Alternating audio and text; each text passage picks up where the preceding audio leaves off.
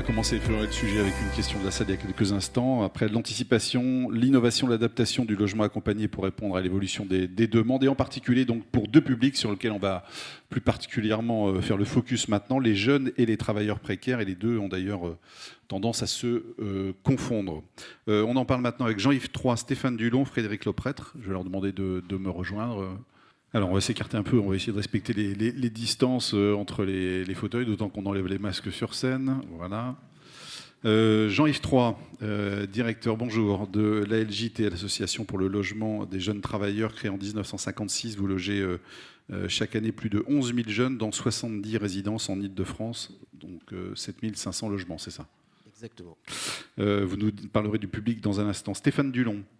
Bonjour, vous pouvez vous avancer un tout petit peu, voilà, merci. Directeur délégué de Résidétape, vous gérez 14 résidences qui représentent près de 1500 logements en Île-de-France, mais aussi à Lyon, Marseille, Nantes et Saint-Nazaire. Et puis Frédéric Lauprêtre, directeur de la stratégie patrimoniale chez Action Logement. Avant de voir la vidéo, tiens, rappelez-nous tout de suite Action Logement, financement, Action globalement. Oui, bonjour à tous.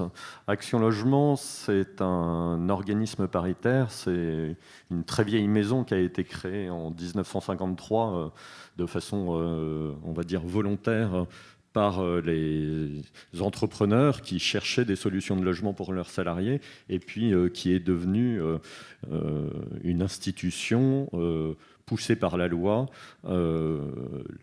ayant demandé aux entreprises de cotiser 0,45% de leur masse salariale pour loger les salariés. Donc aujourd'hui, Action Logement a constitué un patrimoine immobilier d'1 100 000 logements à travers toute la France, via un nombre de filiales avec lesquelles probablement vous travaillez, 3F Résidences, Séquence Solidarité, et puis une cinquantaine d'autres qui couvrent l'ensemble du patrimoine du territoire français. Et puis une activité donc de collecte de cette participation des entreprises à l'effort de construction qui ensuite est redistribuée pour financer la construction de logements sociaux, mais également pour accompagner les salariés dans leur parcours logement, leur permettre d'accéder à un logement social et puis financer les bailleurs sociaux qui souhaitent construire davantage de logements, des logements familiaux, mais également des résidences collectives. Et puis on parlera des aides aussi que vous attribuez, puisqu'on sera dans le cœur du sujet avec certaines d'entre elles. Tiens, on va regarder même un micro-trottoir, puisqu'on est allé interroger justement des jeunes, des travailleurs précaires. Regardez, puis on réagira ensuite.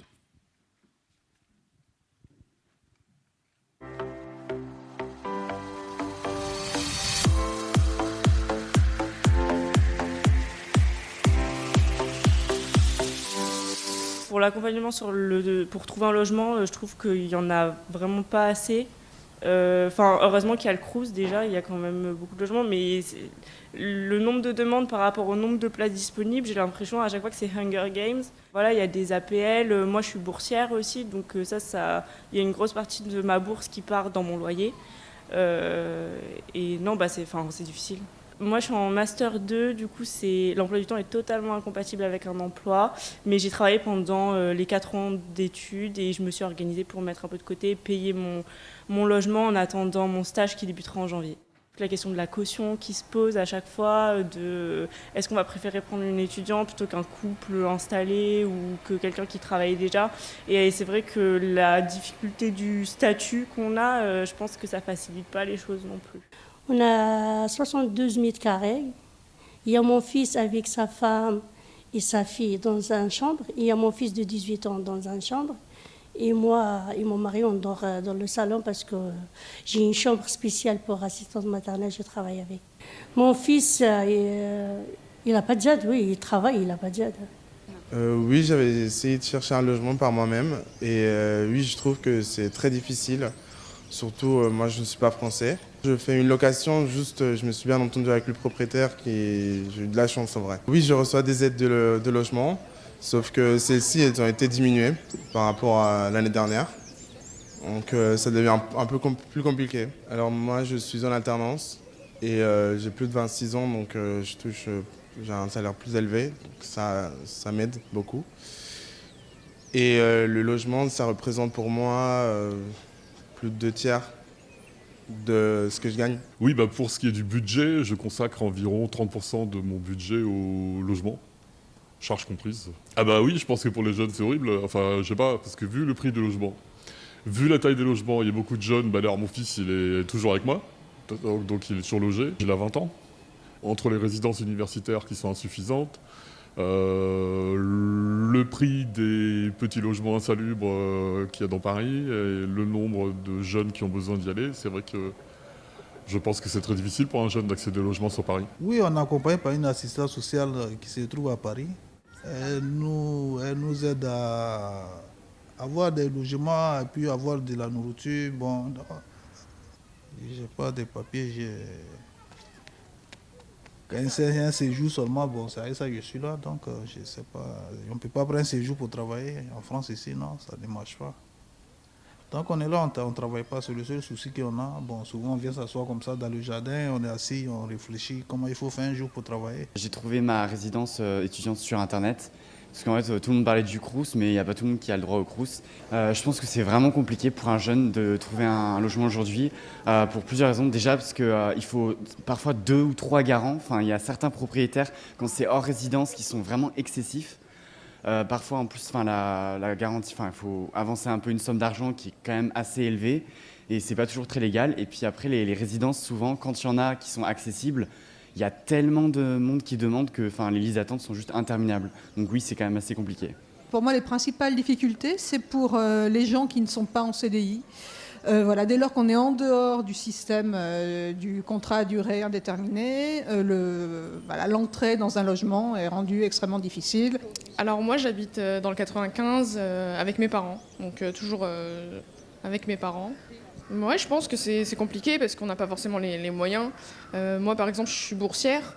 Et je sais que si j'avais envie d'avoir un appartement, la totalité de ma bourse, elle serait prise pour le loyer et j'aurais pas forcément les moyens pour me nourrir ou pour vivre, quoi. Donc, c'est compliqué, je pense. Alors, où est-ce que je loge en ce moment? Je loge chez une copine dans le 18e arrondissement de Paris.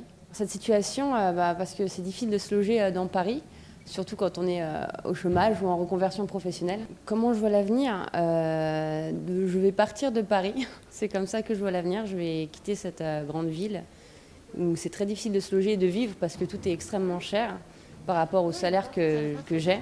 Voilà, et vivre dans un appartement, pas forcément très grand, juste ou un studio, mais qui n'est pas insalubre. Alors en ce moment, je suis logé à Nanterre, université, chez un ami. Alors non, je ne bénéficie pas d'aide au logement pour l'instant parce que je travaille un peu à gauche à droite. Je viens d'une autre ville, je viens de Lille. À Paris, je ne connais pas grand monde. Alors donc parce que je connaissais cette personne, ça me fait un pied-à-terre depuis maintenant 3 semaines. Mais alors les difficultés, c'est plutôt la zone géographique, le montant des loyers. Puis après, un peu la superficie de l'appart. Bien, on a entendu plein de... Vous voulez réagir les uns les autres, Stéphane?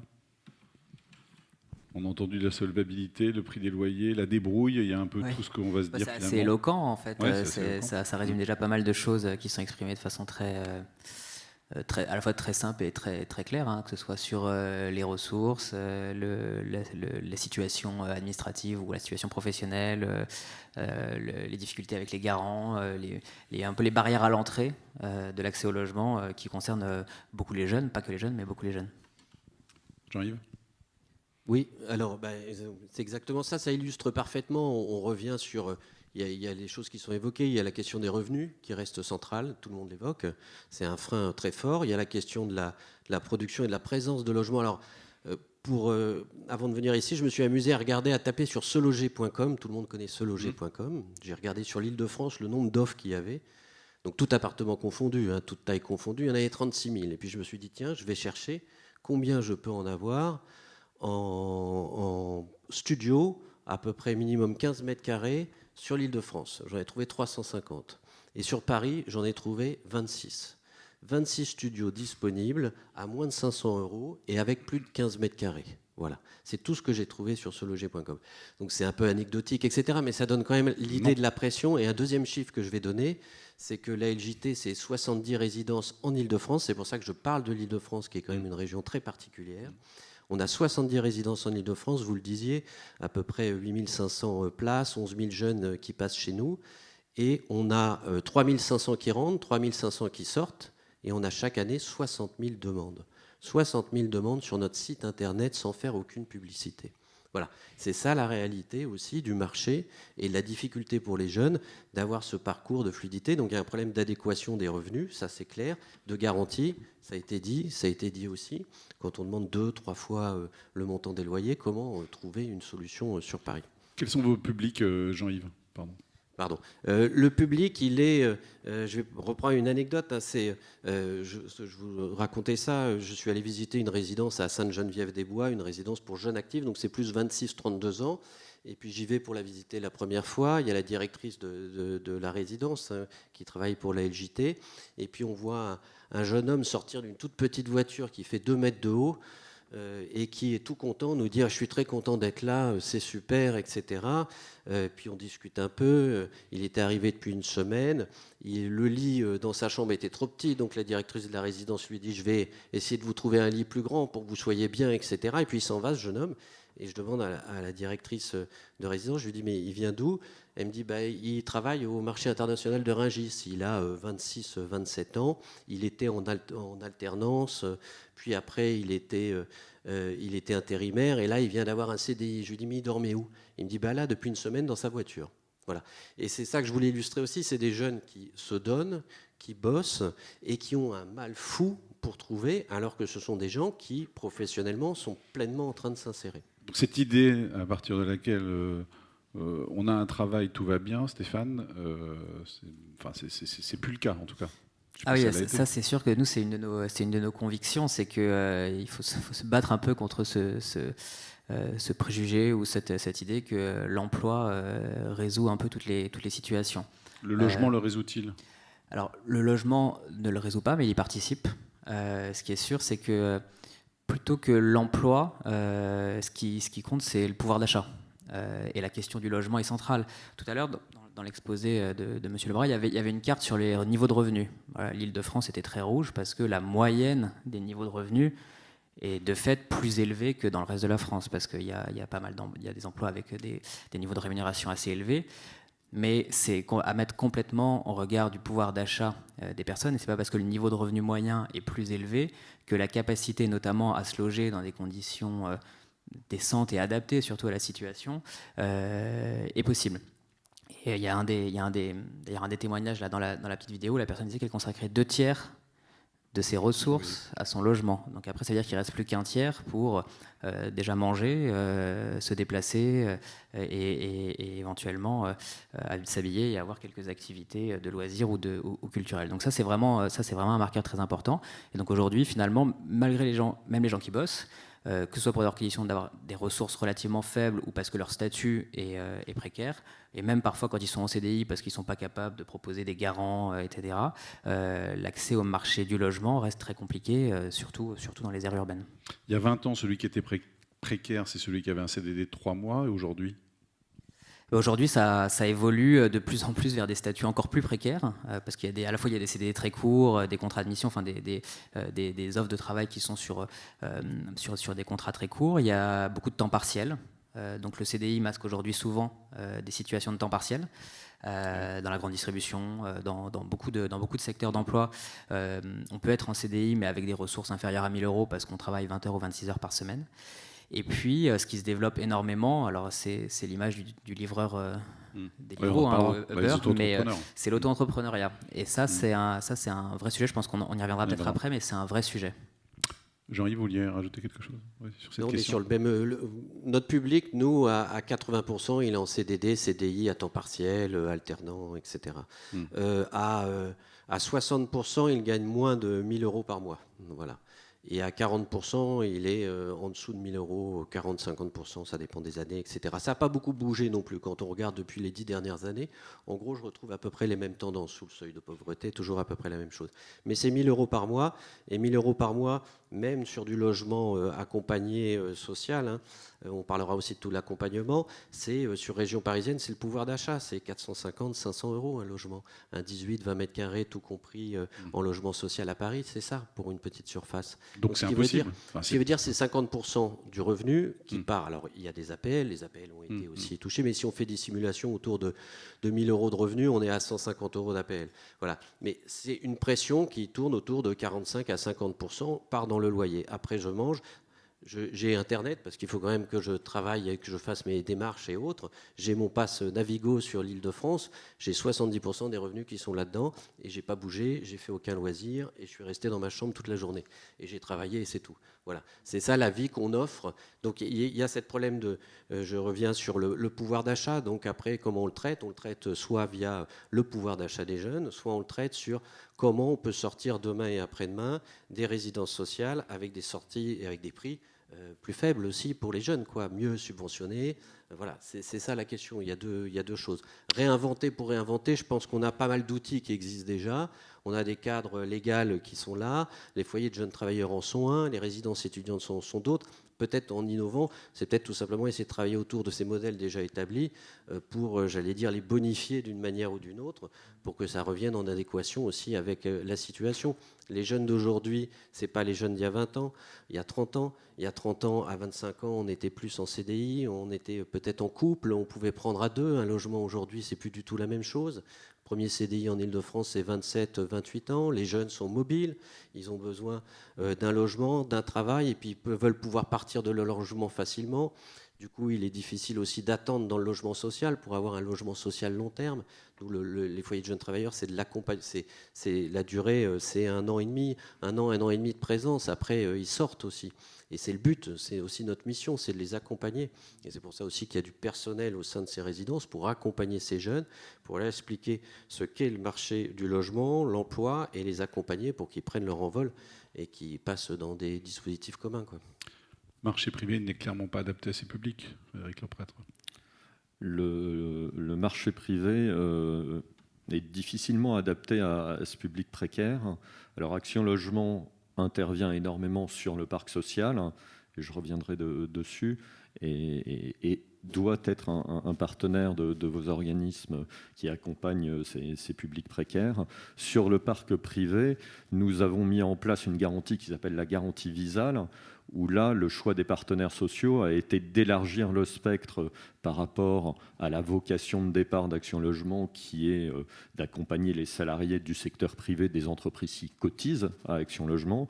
La garantie Visale, elle est ouverte à l'ensemble des étudiants, quel que soit leur statut, et à l'ensemble des moins de 30 ans.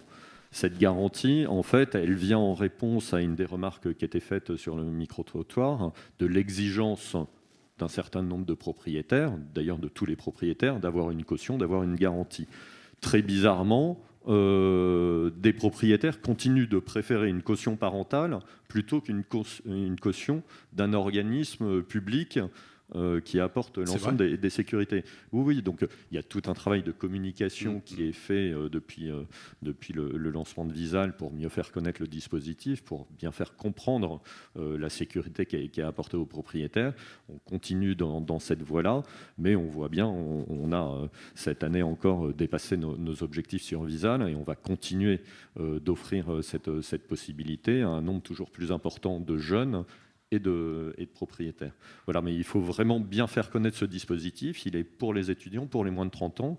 Il est pour... Aujourd'hui, il a été ouvert à l'ensemble des salariés qui gagnent moins de 1 500 € net par mois du secteur privé. Là, je suis obligé de rajouter ce petit astérix.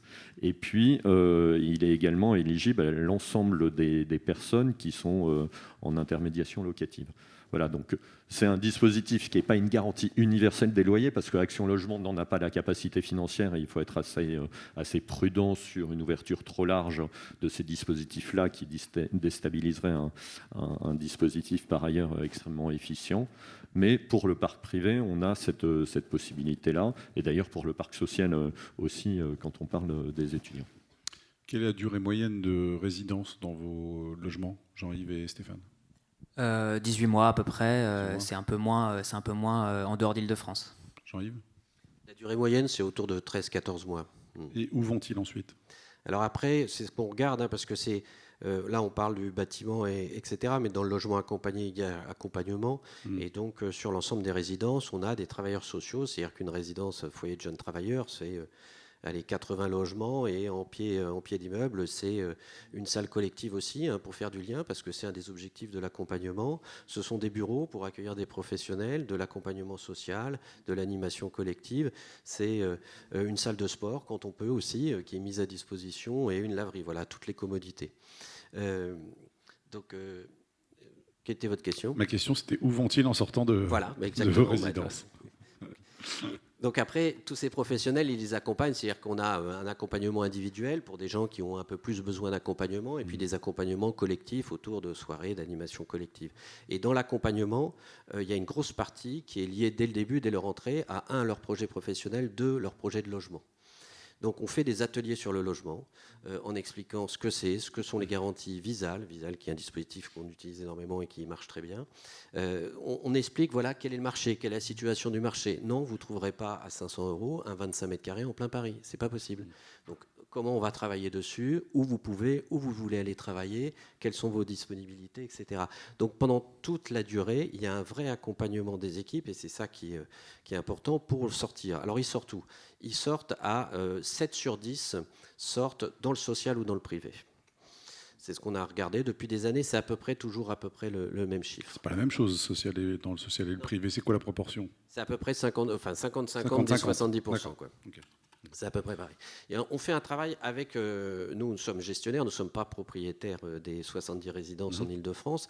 Et on fait un travail avec les bailleurs sociaux qui ont, au-delà d'être propriétaires des foyers de jeunes travailleurs qui sont des 18-20 mètres carrés, qui ont des 2 pièces, des 3 pièces, des 4 pièces. Donc avec eux, on a créé une plateforme interne qui met en relation les résidents de la LJT avec un certain nombre de logements dont ils disposent. Donc ça, on appelle ça le pass logement chez nous, et qui permet aussi de faire ce lien, parce que ce sont des gens qu'on connaît bien, qu'on accompagne et qu'on présente aussi aux propriétaires. Donc il y a une partie qui sort comme ça, il y a une partie aussi qui sort avec l'appui d'associations avec lesquelles on travaille, aussi par toutes les démarches qui sont faites par les équipes pour expliquer comment on fait la démarche du logement social, parce que souvent les gens ne connaissent pas non plus, tout simplement.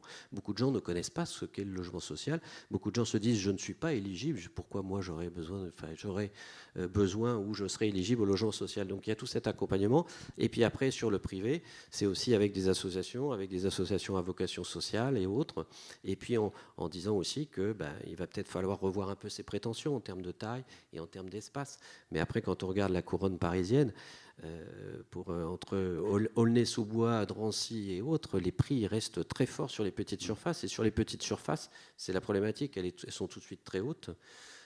Et quand les jeunes bougent aussi d'endroit en endroit, ils prennent aussi l'augmentation des prix à chaque fois.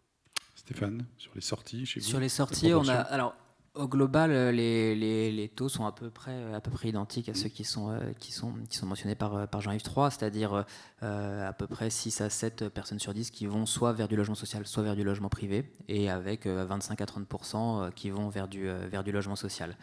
C'est vrai que chez Résidétape, cette logique d'accompagnement, elle est aussi, elle est très fortement portée, incarnée en interne, puisque ce sont que des collaborateurs de l'entreprise, un par résidence, qui sont en charge de cet accompagnement individuel qui porte notamment évidemment sur le sujet du logement.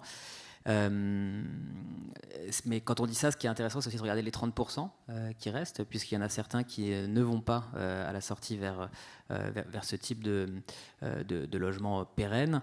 Et souvent, c'est plus des logiques de parcours. Et ça, c'est vrai parmi nos publics, mais je pense que c'est vrai de façon générale chez les actifs et chez les jeunes, c'est qu'il y a beaucoup d'allers-retours. Donc il y a beaucoup d'allers-retours à la fois du point de vue de la situation professionnelle, c'est-à-dire qu'on est étudiant, on travaille en même temps. Ensuite, on fait une année de coupure où on fait quelque chose, on travaille, on a un projet, un service civique. Ensuite, on revient dans l'étude. Et puis, au démarrage de la vie active, effectivement, le premier CDI arrive très tard. Il y a plus de 80% des jeunes qui démarrent plus par un CDI. Donc, on commence par des missions, des CDD, des stages. Enfin, voilà, un certain nombre de statuts professionnels qui n'aident pas forcément non plus à se stabiliser dans un logement. Parce que si les ressources l'âge du premier CDI, c'est quoi? 27, 28, c'est ça? 27, 28, je crois qu'il recule petit à petit. Enfin, il va vers 30 ans, alors on n'y est pas encore, mais en tout cas, il recule petit à petit. Et donc pour ces jeunes, il y a des allers-retours avec le domicile familial souvent. Donc c'est des parcours très heurtés quand même. C'est des parcours heurtés, c'est des parcours subis. Et c'est vrai que si on se projette pour ces personnes-là, c'est pas forcément très valorisant, c'est pas forcément facile, y compris d'un point de vue psychologique, parfois, de se dire, voilà, j'ai cru partir, hein, et puis je suis obligé de revenir. Il y a quelques années, il y a la Massif qui avait fait une étude avec un institut de sondage comme ça sur le logement des jeunes, et qui disait qu'il y avait plus d'un jeune sur 5 qui était obligé de revenir au domicile familial après avoir en quelque sorte décohabité une première fois. Et ça c'est un phénomène qu'on observe aussi, c'est-à-dire qu'à un moment on peut prendre un job, on peut prendre un premier logement, parfois dans une résidence résidétable ou ce type de résidence, mais à un moment ça marche pas, le projet fonctionne pas, on a parfois changé de région pour faire ça, et les personnes sont obligées de revenir un peu en arrière. Ça veut un peu rien dire, parcours résidentiel pour ces personnes, non? En tout cas, c'est rare, c'est pas forcément linéaire. Et souvent, les personnes qui arrivent chez nous arrivent après. Alors là, si on parle sur des personnes un petit peu plus âgées ou sur les personnes migrantes dont on a parlé assez longuement tout à l'heure, c'était assez intéressant. Ça peut être de longues années de difficultés, d'errance, de difficultés, de galères et de solutions toutes plus précaires les unes que les autres. Vous avez beaucoup d'impayés, Jean-Yves et Stéphane? On a des impayés comme partout, mais alors c'est une, j'allais dire, c'est. Il y a une tendance, non, chez les jeunes, il y a, enfin, nous on provisionne, je vais dire, on provisionne pour impayés, c'est-à-dire que le risque potentiellement que ça arrive, c'est 1,5%. Voilà, c'est ce qu'on met en ce moment après la crise. C'était moins avant, voilà, parce qu'on se dit peut-être que, mais 1,5%, c'est rien du tout. Enfin, c'est rien du tout. C'est-à-dire que les jeunes, et sachant qu'on a un public qui bouge beaucoup en plus, nous. Donc, ils mettent un point d'honneur, la plupart mettent un point d'honneur à régler et à s'en sortir. C'est ça, le gros des troupes, c'est ça. C'est pas du tout des jeunes qui veulent pas payer, etc. Donc voilà, il y a cette image à casser. C'est pour ça que je prenais l'exemple de jeunes qui travaillaient aux mines de Rungis, etc. C'est vraiment ceux que je rencontre le plus. Je me souviens d'un à Bondy. À Bondy, il travaillait de nuit sur l'aéroport de Roissy. Ça fait quand même une trotte, quoi. De nuit, en décalé, etc. C'est des gens qui se plaignent pas, qui étaient contents. Ils disent non, moi j'ai un boulot, c'est bon. Bon, c'est un peu dur, effectivement, les trajets sont longs. Voilà la situation. Après, on a un peu peur que ça arrive dans les. C'est comme la crise de 2008, ça a mis du temps à venir. Et bien peut-être que là, on a mobilisé la famille, on a donné un coup de main, on a trouvé des amis qui nous ont aidés pour payer, mais demain et après-demain, voilà. Stéphane, on a eu un peu peur en mars 2020. De ce qui allait arriver, parce qu'évidemment on a été surpris comme tout le monde par un peu la violence de la crise. Les situations sont assez contrastées, donc ça n'a pas eu d'impact particulier sur le paiement des loyers dans les résidences, ça, on ne l'observe pas.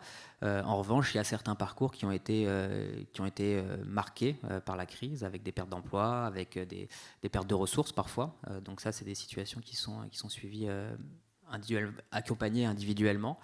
Et puis pour ce sujet des impayés, c'est vrai que nous on mobilise Visal aussi pour une partie, hein. Donc en tout cas pour tous ceux qui ont moins de 30 ans et qui rentrent dans les résidences, ils peuvent bénéficier de Visal. Donc ça peut ponctuellement aussi sécuriser certains parcours.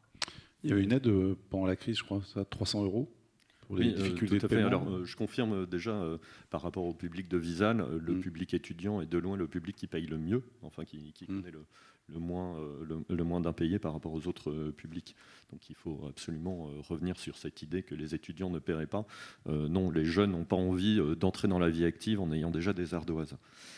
Ça, c'est un premier point.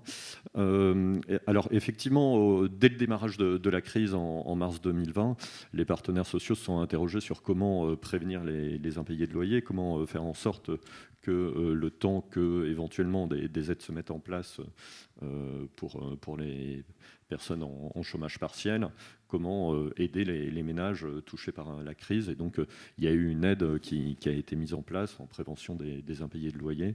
Elle est aujourd'hui fermée, mais c'était une aide qui a été très fortement mobilisée. Ensuite, il y a eu une déclinaison pour les jeunes. On va dire la difficulté qu'on a rencontrée, c'est que les jeunes sont extrêmement réactifs sur Internet. Et donc, c'est un petit peu parti trop vite et comme des petits pains. Et je sais que ça a créé malheureusement pas mal de frustration. Voilà, donc aujourd'hui, on a une aide qu'on appelle Mon Job, Mon Logement. 1 000 €, c'est ça ? 1 000 €. Là aussi, on a rallongé l'enveloppe, mais je sais qu'il y a eu quelques difficultés pour la mobiliser. Voilà, on parle beaucoup des jeunes depuis le début. Est-ce que le public des travailleurs précaires est de plus en plus jeune, Stéphane ? Ou c'est une idée reçue ? Je crois pas.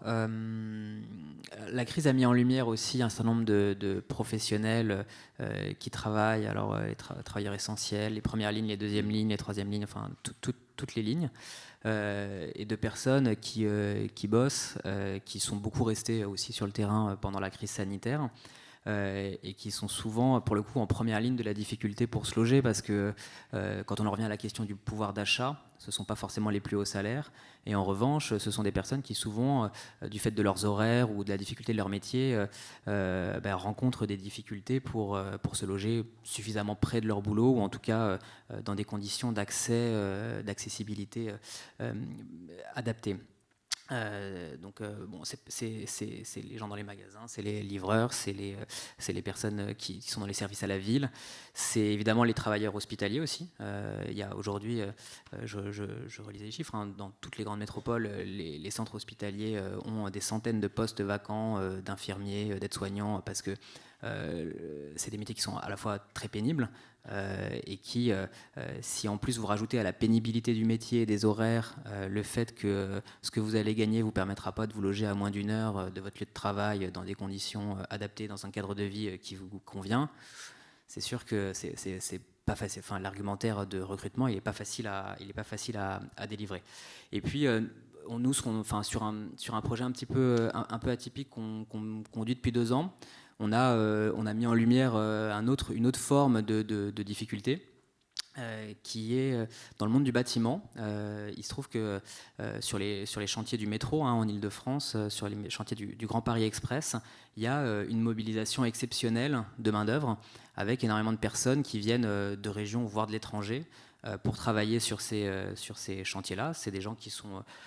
Alors, qui sont pas forcément précaires du point de vue du travail, ils sont souvent en CDI, ils ont des niveaux de rémunération. Ils ne vont pas se payer l'hôtel tous les jours. Ils ont des qualifications, ils ne sont pas sans diplôme, mais par contre, ils ne vivent pas en Ile-de-France. Leur famille n'est pas en Ile-de-France, et donc ils viennent vraiment pour le boulot, pour travailler sur des contrats de 12 mois, 18 mois, 24 mois, parce qu'ils apportent une compétence à un chantier d'infrastructure. Il y a des logements spécifiques pour ça ? Alors, il n'y en a pas.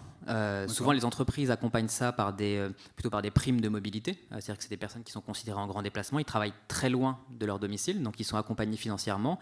Mais par contre, ils doivent se débrouiller pour trouver des solutions ensuite en Ile-de-France.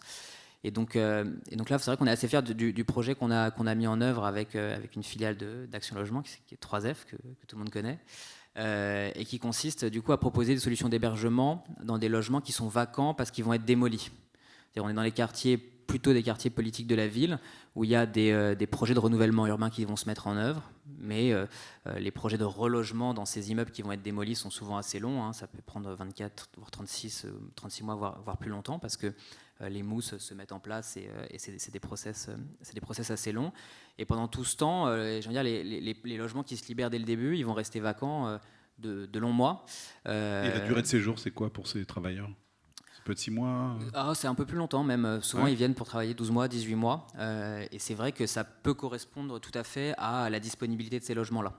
Donc le partenariat qu'on a élaboré avec 3F, il permet de prendre ces logements, de les meubler, de prendre je veux dire, à notre charge toute la partie administrative du contrat d'électricité, d'assurance, Internet, du mobilier, et de les mettre à disposition tout équipés de ces salariés-là, mais dans un cadre très précaire, puisqu'il ne s'agit pas de retarder la démolition de l'immeuble, mais simplement d'utiliser, j'ai envie de dire, une matière première qui est rare, qui est un logement vacant, disponible, et même si c'est des logements qui vont être démolis, très souvent, ils sont tout à fait habitables. On n'est pas dans du logement. Combien de personnes vous avez logé, pardon, en 2 ans? 150. 150 en 2 ans.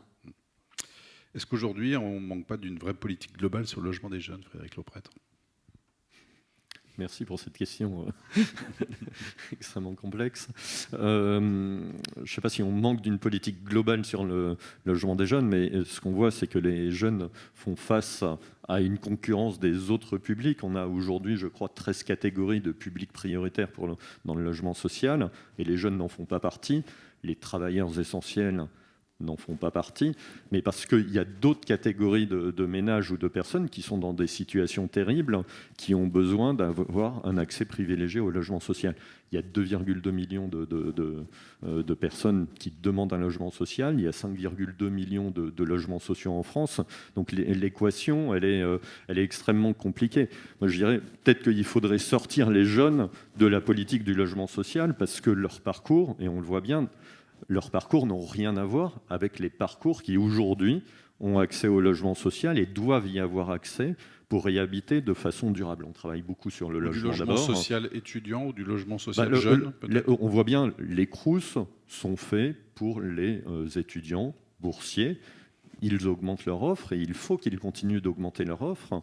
Mais est-ce que ça doit être réfléchi dans un pot global avec l'ensemble du logement social? Moi, j'ai pas l'impression. Je pense que les parcours des étudiants, leur durée de séjour, la façon dont ils se voient attribuer des logements, je dirais la rapidité aussi avec laquelle il faut savoir répondre à leurs demandes, parce que quand vous êtes étudiant et que vous partez étudier à Lille, c'est maintenant qu'il vous faut le logement, c'est pas dans 3 ans. Voilà, donc tout le système qui a été mis en place pour gérer le logement social familial est totalement inadapté au logement des étudiants, au logement des jeunes qui sont beaucoup plus mobiles. Et cette mobilité change tout. Avec la crise, on a vu la mobilité des ménages dans le parc social, elle a encore baissé. Et ça, c'est un immense problème, parce qu'à chaque fois que vous perdez 1% de mobilité dans le parc social, 1%, ça fait 50 000 ménages en moins qui vont se voir attribuer un logement social dans l'année. Voilà, donc je pense qu'il faut vraiment traiter le logement des étudiants, le logement abordable des étudiants, de façon totalement distincte de ce qui se fait sur le parc social. Il y a énormément de moyens financiers qui sont déployés sur la production de logements sociaux. Action Logement y contribue fortement et a mis en place des subventions pour qu'on puisse produire davantage de logements sociaux. Mais c'est vraiment essentiel que les mécanismes d'attribution, que tout ce fléchage des jeunes vers le logement social puissent bénéficier d'un cadre un petit peu à part de ce qui se fait pour les autres publics. Vous vouliez apporter un complément, Jean-Yves? Juste sur le public qu'on accueille depuis, on en parlait tout à l'heure, quand on regarde depuis un certain temps, on accueille à toujours à peu près les mêmes proportions sous le seuil de pauvreté en termes de revenus. J'ai regardé sur les 10 dernières années, c'est à peu près la même chose. La chose qui a changé, c'est qu'on accueille beaucoup plus d'alternants, mais là c'est lié à la politique générale de jeunes qui travaillent, etc. Sur l'âge, on est à peu près sur la même chose. En revanche, c'est sur la durée de séjour. On s'aperçoit que la durée de séjour s'allonge parce que la sortie est beaucoup plus difficile qu'avant. Voilà. Donc ça, c'est très net parce que l'accompagnement est plus compliqué. Après, sur la politique des jeunes, c'est vrai, là où on est d'accord, c'est que finalement, ils sont tout et nulle part, quoi, les jeunes. C'est-à-dire qu'ils sont dans des plans locaux, mais ils ne sont pas dans un plan national. La jeune qui était là, qui dit oui, je cohabite, je reste chez une amie, etc., c'est pas visible, c'est pas palpable en termes de demande, parce qu'elle ne fera même pas la démarche d'aller essayer d'eux, elle va rester chez elle. Peut-être qu'un jeune dira je vais pas aller postuler à tel boulot parce que de toute façon je sais que j'aurai pas d'emploi, j'aurai pas de logement dans le coin. Donc il est difficile de quantifier aussi cette demande des jeunes. Et puis après, les étudiants sont assez vocaux quoi, quand il y a des problèmes, mais les jeunes de manière générale, c'est plus compliqué de se fédérer, de se faire reconnaître. Donc il manque à mon avis quand même un chef d'orchestre d'orchestre d'une politique jeune de manière plus globale. Jeune, alors c'est vrai que c'est des parcours différents, c'est des situations différentes, c'est des étudiants, c'est des jeunes qui ont des hauts et des bas, mais il y a une trame commune, ou en tout cas un chef d'orchestre sur la politique jeune. Il y en a au niveau local et autres. Et puis c'est pas une priorité, tout le monde nous le dit, hein. C'est aussi dans le logement social, c'est compliqué, hein, dans le logement social aussi, pour le logement social, hein, d'accueillir des jeunes, c'est pas facile, mais c'est pas dans le public prioritaire. Il y a un millefeuille de public prioritaire, donc c'est sûr qu'il passe un peu à la trappe.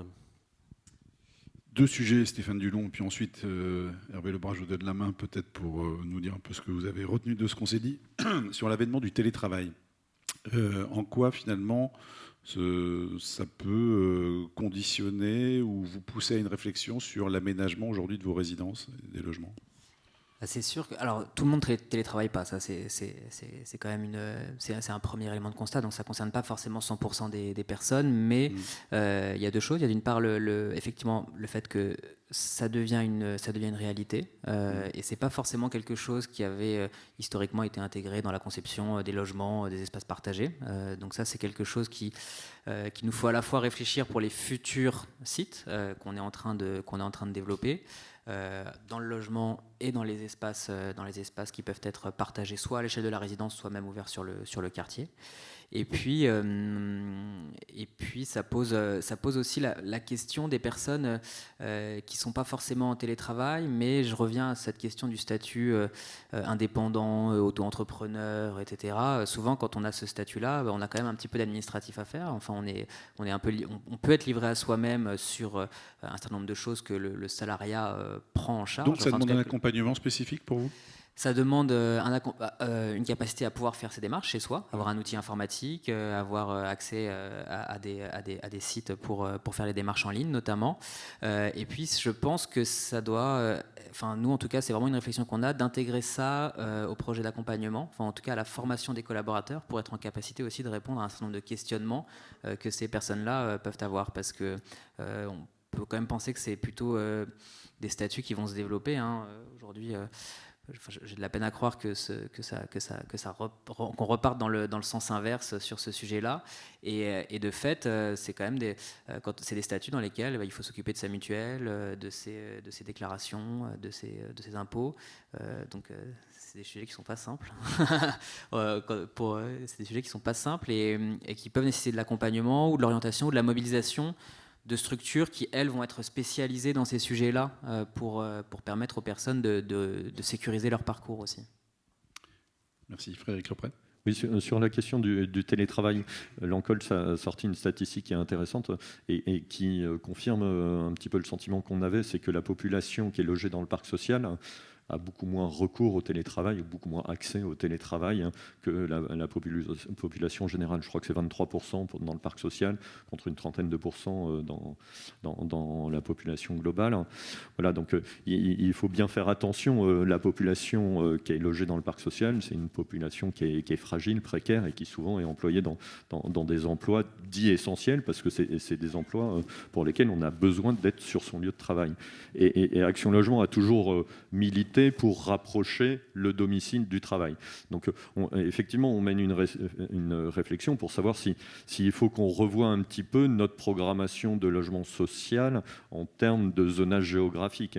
On a beaucoup soutenu et on continue de soutenir le programme Action Cœur de Ville, parce qu'on est convaincu que les villes moyennes regagnent en attractivité et doivent regagner en attractivité aussi bien économique qu'en termes de logement. Mais peut-être que le mouvement doit être un petit peu plus large et que toute la métropolisation qu'on a connue pourrait changer d'orientation. Est-ce que les entreprises aujourd'hui se réinvestissent sur ce sujet du logement, parce que c'est un frein au recrutement? En gros, elles ont dit le 1% logement, nous, on confie ça au 1% logement, on s'en occupe plus. Mais aujourd'hui, est-ce qu'il y a des démarches dans des entreprises à nouveau sensibilisés par ces problématiques, par les CSE, par des salariés? L'idée de départ, c'était effectivement de mutualiser tous les efforts logement des grandes entreprises et des entreprises moyennes au sein d'Action Logement. Donc c'est ce qui a permis de développer ce parc de logements. Mais quelque part, elles s'en sont un peu désengagées. Elles s'en sont un petit peu désengagées. Quelques grandes entreprises ont des services logement avec lesquels on travaille pour tout ce qui est attribution locative, parce que quand on finance un programme de logement social, en contrepartie, on obtient des droits de réservation pour les salariés. Et c'est ce qui nous permet ensuite, lorsque vous avez des salariés dans la population que vous logez, que vous cherchez des solutions de relogement.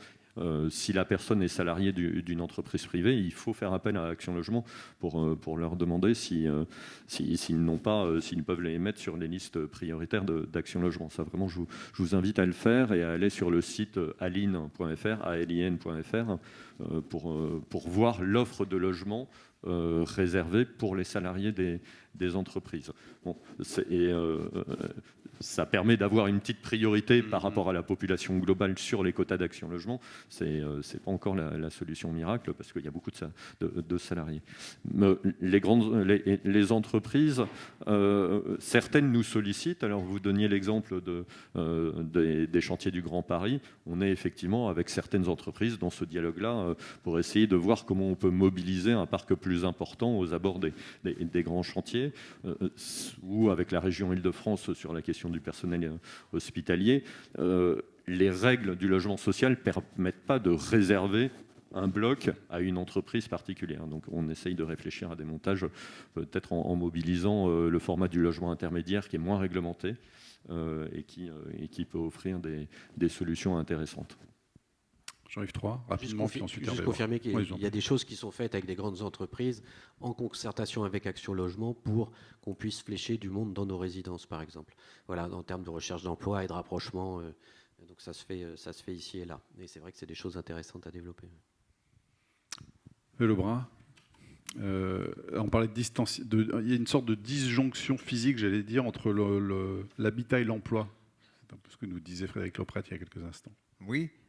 Peut-être d'abord merci parce que j'ai appris beaucoup de choses. Il y a des aspects très intéressants. Par exemple, le fait que vous ayez dit le 1,5% d'impayés, c'est quand même très... Le fait que les étudiants soient plutôt meilleurs payeurs, ou le fait, je trouve très intéressant cette idée d'utilisation des logements vacants avant démolition. Donc il y a là-dedans tout un...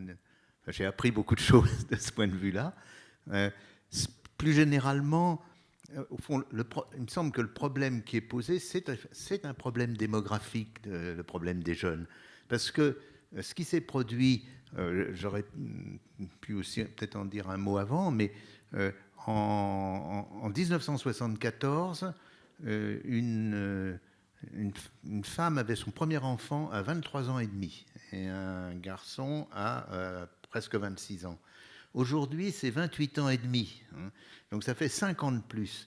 Ça veut dire qu'il y a un nouvel espace qui s'est ouvert à la jeunesse, mais qui est un espace d'incertitude, ce que vous avez un peu tous signalé. Et au fond, c'est un espace qui n'a pas été prévu par la plupart des dispositifs sociaux et qui n'est pas justement suffisamment pris en compte parce que c'est un espace qui est un espace au fond d'essai et de réussite. C'est un espace où, par exemple, une des questions tout à fait importantes qui est le retour, l'un d'entre vous a signalé le retour au domicile des parents, qui effectivement est mal vécu, mais qui est par exemple souvent lié aussi à des ruptures d'union. C'est ce genre de... Autrement dit, il y a une vie incertaine, il y a, comme vous le savez, les premiers emplois sont le plus souvent des CDD, pas des CDI, donc il y a tout un espace intermédiaire qui échappe en grande partie et qui effectivement, comme vous dites, il faudrait une politique spéciale. C'est l'impression qu'on a parce que c'est pas non plus un vœu pieux. Il y a eu, au fond, à l'origine du logement social, il y a une longue histoire du logement social. Il y avait un très bon livre de Roger-Henri Guérand sur son origine, mais il y a eu le moment où les HLM se sont le plus développés. C'était, d'une certaine manière, pas pour le social, mais pour les jeunes. C'est-à-dire, il s'agissait que le moment où la tension sur le marché de l'emploi est devenue très forte, fin des années 50, début 60, il fallait que les jeunes puissent se déplacer pour se rapprocher des entreprises qui commençaient à manquer de main-d'œuvre. Et ça a autrement dit, le principe des HLM a essayé assez largement permettre à des jeunes, et en l'occurrence c'était des jeunes couples, puisqu'on se mettait vite en couple, de pouvoir se déplacer et de se loger à proximité de l'entreprise. Ce principe, au fond, a dérivé maintenant, qui est un peu oublié et qui n'a pas été remplacé. Donc là, il y a vraiment il me semble, toute une réflexion à faire. Et là, il y a vraiment ce changement démographique tout à fait important. Certains disent c'est au fond l'apparition d'un nouvel âge de la vie, et avec ces contraintes qui expliquent aussi en partie le fait que le taux de pauvreté soit devenu le plus important dans la classe d'âge 18-24 ans, qui est complètement lié à cette vie un peu incertaine, mais aussi qui est une vie, plusieurs d'entre vous l'ont dit, qui est une vie extrêmement aussi positive, puisque c'est une vie où on fait des essais, justement, où on prend mieux la mesure de soi, des difficultés. Curieusement, ça n'existait pas pour les gens de ma génération. C'était dans l'après-guerre, on entrait tout de suite. Enfin, c'était un boulevard, je dirais. C'était, pour vous donner, quand j'étais étudiant, on vous coursait dans la fac pour vous dire, vous voulez pas devenir assistant. On n'en trouvait pas d'assez assistants en fac, des choses de ce genre-là. Donc, le monde a complètement changé, mais peut-être positivement, mais au moins prendre en compte cet aspect des choses.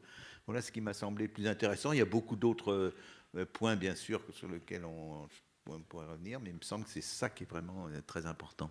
Merci à vous. Question dans la salle qu'on va allumer? Quelques minutes, si vous voulez. Oui. Bonjour. Bonjour, Jérôme Cassaguera, Habitat Jeunes Île-de-France. Quand on parle du logement des jeunes, je ne peux pas ne pas intervenir. Non, juste une précision. La puissance du logement accompagné et des FJT en particulier a été soulignée, mais je pense que voilà, c'est un outil adapté qui fonctionne et qui est très solvabilisateur pour les jeunes dans sa version aboutie qui est l'FJT et dans la version un peu plus light qui est la résidence jeunes actifs. Donc ça, c'est apporté au crédit aujourd'hui. Il y a deux sujets qui n'ont pas été suffisamment pointés, à mon avis, sur la question un peu de la difficulté qu'on traverse. C'est la réforme des APL, qui laisse quand même sur le carreau une partie des jeunes qui avaient une sorte de prime à l'installation. Et donc aujourd'hui, il faut absolument, si vous voyez la ministre cet après-midi, redites-lui qu'il faudrait un régime de forfaitisation pour les jeunes salariés de moins de 25 ans. Sinon, aujourd'hui, c'est moins 30% d'APL touchés par les jeunes par rapport à l'année précédente. C'est moins 30% l'impact. Donc ça, c'est le premier élément. L'autre élément, c'est peut-être le rendez-vous manqué sur le contrat d'engagement. Et donc tous ces jeunes, on parlait des 1 000 €, hein, c'est pas facile, mais imaginez ceux qui sont en garantie jeune, imaginez ceux qui sont en parcours de préqualification, qui sont à moins de 500 € par mois. Et là, ça ne marche pas, ça ne passe pas. On n'a pas de visibilité, on n'a pas de minima sociaux, et on a une tranche d'âge de 25 ans qui est laissée, à défaut d'avoir un emploi solvabilisable, sur le carreau. Et donc ça, je pense qu'il faut qu'on continue à pousser collectivement pour aussi ne pas oublier cette jeunesse qui a besoin de cohabiter des fois dans des conditions très difficiles, plus difficiles encore que ceux qui sont logés depuis très longtemps chez leurs parents, ou trop longtemps. Merci.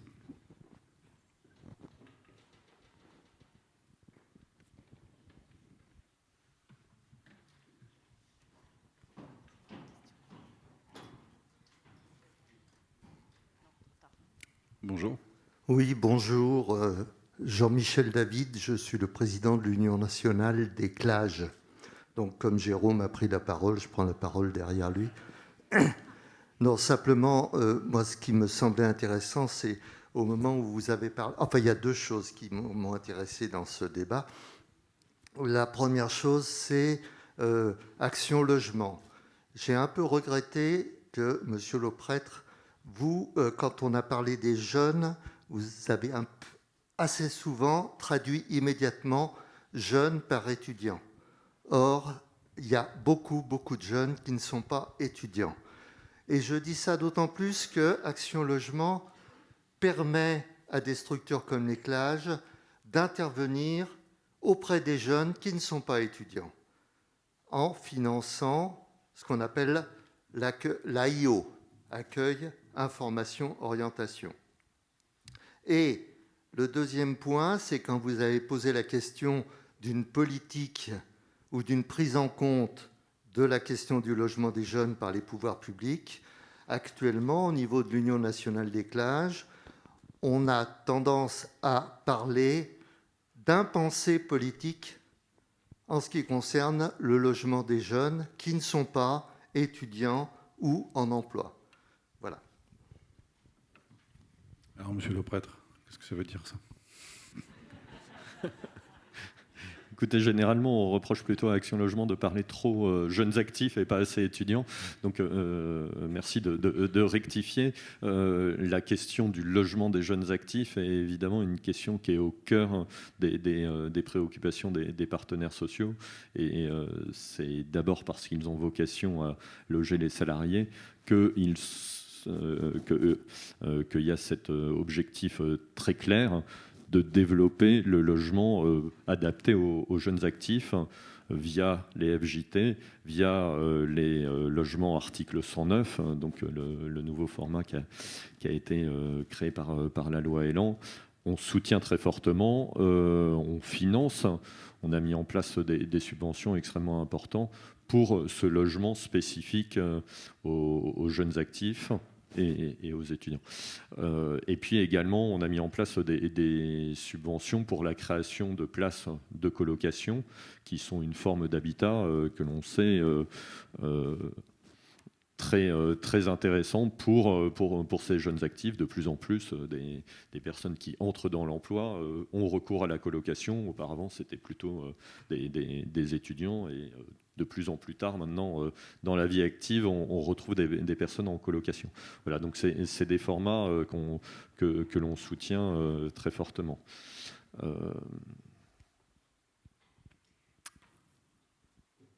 y a une autre question, Pierre-Marc? Oui, très bien. Bonjour. Oui, rebonjour, Emmanuel Brasseur, Coalia. Désolé, monsieur le prêtre, c'est aussi pour vous. Moi, je suis édifié évidemment par les chiffres qui sont donnés, qui ne me semblent pas trop changer depuis 10 ou 15 ans que je suis dans ce métier. Quand la LJT nous indique le nombre de demandes qu'ils ont sur leur foyer de jeunes travailleurs et le nombre d'admissions qu'ils sont capables de faire tous les ans, enfin, c'est éloquent de la difficulté évidemment des jeunes. Et cette difficulté, elle se pose sur la capacité à accéder au logement. Vous en avez parlé, hein, la question de la garantie Wiesel, très très bon dispositif. Mais elle se pose aussi dans la capacité à sortir de nos foyers et de nos résidences à vocation temporaire pour ensuite trouver un logement qui est adapté et abordable à la situation de ces personnes. Personnes qui sont majoritairement isolées. Et je voulais savoir justement, au-delà de la colocation que vous venez de citer, mais quelle stratégie Action Logement met en place auprès de ces bailleurs sociaux pour engager une production de logements abordables, de surface faible, de typologie T1, pour loger ces personnes isolées, jeunes beaucoup, mais pas que, dans le parc social. Et c'est souvent le parc social qui est la seule solution pour ces personnes qui sont dans une instabilité, on va dire, de leur situation. Vous avez utilisé le mot logement social familial, et c'est vrai que moi je suis toujours un petit peu déçu qu'on résume le HLM au logement social familial. Action Logement, aujourd'hui, enfin en 2021, va produire de l'ordre de 45 000 logements. Logements abordables, c'est-à-dire soit des logements sociaux, des logements en résidence collective, et puis des logements intermédiaires. Ça veut dire que sur le seul segment du logement social, on représente 30 à 34% de la production nationale, alors même que Action Logement, c'est un peu moins de 20% du parc social. Ça veut dire qu'on a une stratégie en termes de production qui est extrêmement intensive. On a quasiment doublé la production de logements du groupe en 7 ans depuis la réforme, la création. Mais la question est plus sur les logements spécifiques des jeunes, effectivement, on a fixé des objectifs à nos filiales pour que sur ces 45 000 logements, il y en ait au minimum 5 000 qui soient des logements en résidence collective jeune, FJT, RJA, article 109, ou des petites typologies. Donc on a ce souhait effectivement que la production soit bien orientée vers des besoins spécifiques aux jeunes actifs. Mais on a vocation aussi à entrer dans la politique générale, d'intérêt général, la stratégie logement. On travaille beaucoup avec la DHUP sur justement la programmation du logement jeune. On y prend toute notre part et voilà, je pense qu'il y a une bonne coordination aujourd'hui en termes de production de logements jeunes avec des moyens qui sont adaptés. On essaye d'y prendre le maximum de notre part, compte tenu aussi des demandes des collectivités locales par rapport à leur politique de peuplement, par rapport à ce qu'elles demandent dans la diversification des typologies d'actifs. Bonjour. C'est bon, bonjour. Loïc Richard, directeur de l'association Aléos à Mulhouse. Je voulais peut-être faire juste 2 petites remarques. Par rapport finalement aux 2 interventions, enfin, à l'exposé, à la table ronde. Il me semble que peut-être il y a quelque chose qui échappe à la statistique aujourd'hui, puisqu'effectivement ça a été évoqué, la baisse des APL qui impacte avec le système de simultanéité, immédiatement les jeunes qui n'ont pas travaillé. Ceci, comme les jeunes sont rattachés au foyer fiscal de leurs parents, en réalité, c'est un moyen de leur enlever des ressources sans que ça apparaisse finalement dans une pauvreté qui augmente pour ces jeunes. Donc, d'une certaine manière, ça c'est un premier point qui amène, à mon avis, une fragilité nouvelle, supplémentaire, mais qui ne se voit pas dans les statistiques. De la même manière, une politique qui a amené à prélever sur les moyens des bailleurs, on s'en rappelle, avec le loyer de solidarité des APL, et également la baisse à la pierre. Moi, ça fait 12 ans que je les ai vus fondre comme neige au soleil, font qu'effectivement, en fait, on a mis les germes d'une production qui va diminuer. Et en logements sociaux, on le voit aujourd'hui, il n'y a pas que l'effet de la crise aujourd'hui sanitaire qui amène la baisse de la production, y compris dans les régions.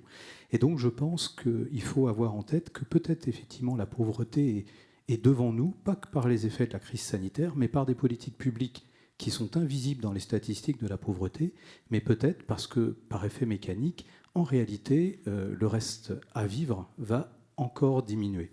Et un deuxième point quand même, il y a quelques années, moi j'avais travaillé sur la question de la pauvreté des jeunes dans un conseil de développement à Mulhouse.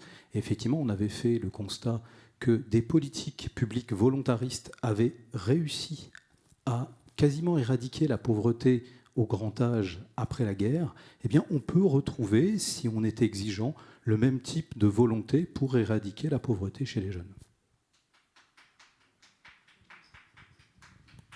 Ça amène un commentaire, une réflexion, Stéphane ou Jean-Yves? Non? Merci. Une dernière question peut-être? Une dernière. Je regarde oui. Arnaud, on peut une dernière?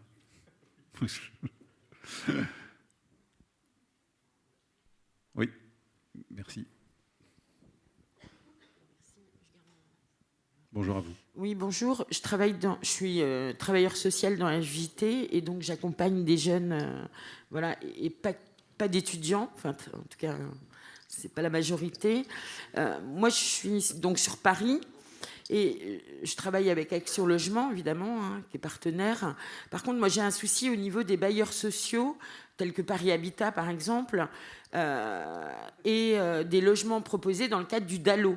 Parce que ces jeunes qui sont précaires, il y a un moment, donc on fait le dossier DALO, qui met quand même 2 ans, et ça, je suis gentille. Faut arriver au recours indemnitaire, c'est-à-dire que la préfecture doit verser des indemnités aux jeunes pour qu'on propose un logement DALO. Et à chaque fois que les logements DALO que je suis allée visiter avec ces jeunes résidents proposés, sont des logements, malheureusement, donc je ne vais pas tirer sur l'ambulance, mais Paris Habitat, dans des conditions qui sont invisitables. Les travaux n'ont pas été faits, voire ils sont insalubres. Enfin, moi, ça me pose un problème. On parlait de la sortie de ces jeunes en FJT, de la durée. Moi, je sais qu'au foyer, c'est 1 an et demi, mais ça peut être 2 ans. Et puis, donc, le jeune va refuser ce logement parce que comment se projeter dans ce logement? C'est compliqué quand même, dans un logement qui est dégradé.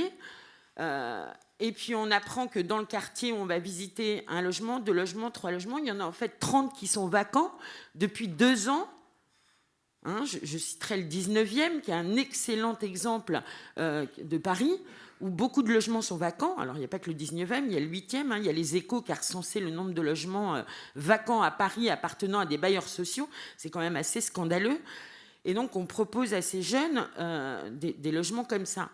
Et en plus, au niveau de Action Logement, je reviendrai sur Aline. C'est vrai que c'est un bon dispositif. Après, moi, c'est un peu comme Locannonce sur le site de la mairie de Paris. Je n'ai pas très bien compris.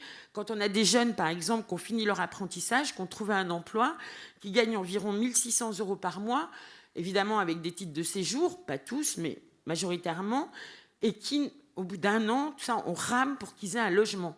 Alors, ils ne sont pas en couple, effectivement, il n'y a pas d'enfants. Moi, j'aimerais savoir comment des jeunes, 1 600 €, c'est quand même un revenu correct. On ne leur propose pas de logement, que ce soit sur Aline, que ce soit sur Locannonce. Ils sont vraiment pas du tout les candidats potentiels au logement. Merci. Alors, moi, j'ai pas de réponse à toutes ces questions, hein, malheureusement. Sinon, ça serait vraiment. Mais dans ce que vous dites, moi, ce que j'entends, c'est que, alors, pourquoi on leur propose pas de logement? Là, il y a une telle différence entre l'offre et la demande que, de fait, il y en a qui parfois reçoivent des propositions de logement, réussissent à se reloger dans le parc social à Paris, mais c'est évidemment extrêmement rare. Non, mais moi, ce que je voudrais et puis vous féliciter, puis vous souligner, c'est qu'effectivement, nous, on incite, même si c'est très chronophage, dans la mesure du possible, les équipes à aller le plus loin possible dans l'accompagnement des personnes quand il y a justement un logement à aller visiter, une inquiétude, parce que ça peut paraître simple en fait quand on l'a déjà fait, quand on l'a jamais fait, d'aller, parce que pour beaucoup, ils n'ont jamais visité un logement vide chez un bailleur, donc il y a toute la procédure. Souvent, il va y avoir sur place l'agent de proximité ou le voisin ou quelqu'un qui va raconter absolument n'importe quoi. Non, c'est vrai, ça peut paraître anecdotique, mais c'est vrai. Et ce que vous faites du coup en les accompagnant sur site, ça prend du temps, hein, c'est très chronophage, hein, ça prend 2 heures d'aller faire la visite souvent, mais ça peut être soit un élément clé dans la décision, de dire ah bah oui, c'est vrai que ça m'a l'air compliqué, mais par contre je vais le faire, et je peux le faire parce que on m'a expliqué tout ce qu'il faudrait que je fasse comme démarche, quelle va être la suite de la procédure, que des travaux vont être faits dans le logement, enfin voilà, un certain nombre de choses ou pas. Et ça peut aussi être une aide s'il faut refuser, parce que comme vous le dites, parfois il y a des situations qui peuvent justifier un refus, et on sait que malheureusement pour un certain nombre de personnes qui vont refuser un logement parfois pour des bonnes raisons, alors c'est pas toujours le cas, mais parfois pour des bonnes raisons, le refus peut être un peu rédhibitoire ensuite. Donc pouvoir aussi construire cet argumentaire avec eux quand il y a un refus qui est légitime par l'insalubrité du logement, je sais pas, mais en tout cas par un certain nombre de motifs légitimes. C'est très important, et nous, enfin, on considère que ça fait partie aussi du dispositif d'accompagnement, de permettre ça, parce que on va jusque là. Il ne suffit pas juste de dire bah, tu as eu une proposition et c'est fini, quoi. Merci beaucoup.